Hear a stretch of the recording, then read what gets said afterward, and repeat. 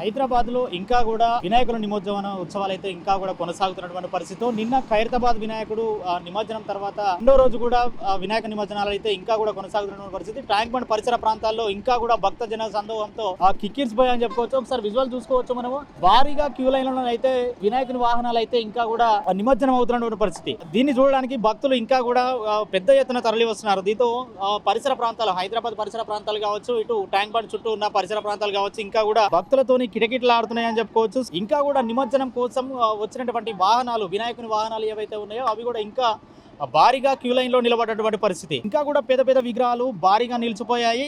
అటు తెలుగు తల్లి ఫ్లైఓవర్ కావచ్చు, ఎన్టీఆర్ మార్గు, ఇటు నక్లెస్ రోడ్ చూసుకున్నా కూడా, అంబేద్కర్ విగ్రహం దగ్గర చూసుకున్నా కూడా ఇంకా కూడా భారీగానైతే వాహనాలు క్యూ లైన్ లో నిలబడ్డ పరిస్థితి. సో ఈ రోజు కూడా జరిగేటువంటి వినాయక నిమజ్జనోత్సవాలు ఈ రోజు రాత్రి వరకు కూడా కొనసాగే అవకాశం ఉంది. మొత్తంగా చెప్పుకుంటే నిన్నటి నుండి నిమజ్జనోత్సవాలకు తరలి వచ్చినటువంటి ఆ భారీ భక్తజన సందోహంతో రహదారులన్నీ పోటెత్తాయని చెప్పుకోవచ్చు.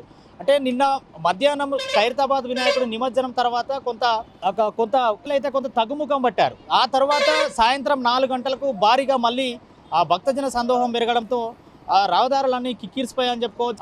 అటు బాలాపూర్ విగ్రహం నిమజ్జనం కోసం వచ్చినటువంటి ఆ సమయంలో హైదరాబాద్ నలుదిక్కులా వచ్చినటువంటి ఆ వినాయక విగ్రహాలు కూడా ఆ ట్యాంక్ బండ్ చుట్టూ ఉన్న పరిసర ప్రాంతాలకు రావడంతో మొత్తంగా భారీగా వాహనాలు అయితే నిలిచిపోయాయి. సో ఈ సందర్భంగా ఈ వచ్చినటువంటి వాహనాలు ఏవైతే ఉన్నాయో ట్రాఫిక్ పొడుగున, రహదారి పొడుగున నిలిచి ఉండడంతో ట్రాఫిక్ కొంత అంతరాయం అయితే ఏర్పడుతుందని చెప్పుకోవచ్చు. సో దీంతో వాహనదారులు వచ్చినటువంటి అటు ఇటు వెళ్ళేటువంటి వాహనదారులకు అయితే కొంత ఇబ్బందులు అయితే కలుగుతున్నాయి. హైదరాబాద్ నలుమూలల నుంచి వచ్చిన ఆ విగ్రహాలతో పాటు, నగర నలుమూలల నుంచి వచ్చిన విగ్రహాలతో పాటు అర్ధరాత్రి వరకు, అంటే ఈ రోజు కూడా అర్ధరాత్రి వరకు కూడా కొనసాగే అవకాశం ఉంది.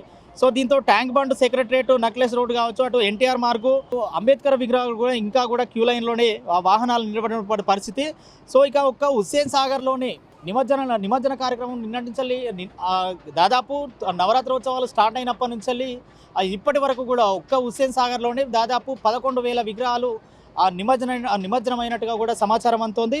సో దీనికి సంబంధించినటువంటి అంటే ఊరేగింపు, ఆ నిమజ్జన పాయింట్లు ఏదైతే ఉన్నాయో నిమజ్జన పాయింట్లు, అటు ఆ నిమజ్జనం కోసం ఆ ఊరేగింపు ప్రాంతాల్లో కూడా వ్యర్థాలను తొలగించడానికి ఇప్పటికే జిహెచ్ఎంసీ కూడా భారీగా ఏర్పాట్లు అయితే చేసిందని చెప్పుకోవచ్చు. నిమజ్జన కార్యక్రమం ఇంకా కూడా కొనసాగుతున్నటువంటి నేపథ్యంలో గణేశుడు వాహనాలు బారులు తిరుగుతున్నటువంటి పరిస్థితి. గ్రేటర్ హైదరాబాద్ లో హైదరాబాద్ నలుమూలల నుంచి కూడా వస్తున్నటువంటి ఆ వినాయక నిమజ్జనాలు ఏదైతే వాహనాలు కూడా ఏదైతే ఉన్నాయో నిమజ్జనం కోసం వస్తున్నటువంటి ఆ విగ్రహాలు కూడా ఈ రోజు కూడా అర్ధరాత్రి వరకు కొనసాగే. సో మొత్తంగా అంటే ఈ రోజు గ్రహణం ఉన్నప్పటికీ కూడా గ్రహణంతో పాటు అంటే దానిని కూడా లెక్క చేయకుండా ఇంకా కూడా ఆ భారీగా విగ్రహాలు అయితే ట్యాంక్ బండ్ వరకు వస్తున్నటువంటి పరిస్థితి. సో ఈ రోజు అర్ధరాత్రి వరకు కూడా సాగే నిమజ్జనం ఏదైతే ఉన్నదో ఆ నిమజ్జన కార్యక్రమం ఈ రోజు అర్ధరాత్రి వరకు కూడా కొనసాగే అవకాశం ఉన్నది. కెమెరామ్యాన్ విజయ్తో కరుణాకర్, మెట్రో టీవీ, హైదరాబాద్.